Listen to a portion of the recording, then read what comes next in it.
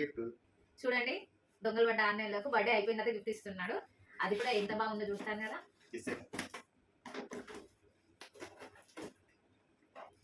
నాకెందుకు కొంచెం డౌట్ అనిపిస్తుందండి, ఇంత వెయిట్ లేకుండా ఏం గిఫ్ట్ ఉంటుంది? చూడండి కాదు మా మమ్మీ తీయడం కూడా ఉంటుందా?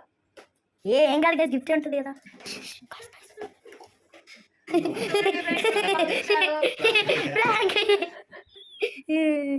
వీళ్ళని ఇలా కాదు, ఈ రోజు కర్రీలో బాగా కారం వేసి పెట్టాం వీళ్ళకి. ఆగండి, ఏ సీక్రెట్ చెప్పేసింది మా మమ్మీ. ఇప్పుడు మేము రెస్టారెంట్ నుంచి బుక్ చేసుకుంటాం.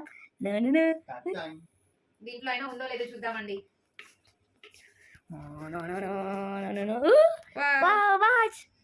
చూద్దాం ఎలా ఉందో. మా మమ్మీని ప్లాన్ చేసి మాస్ వచ్చింది కదా గాయస్.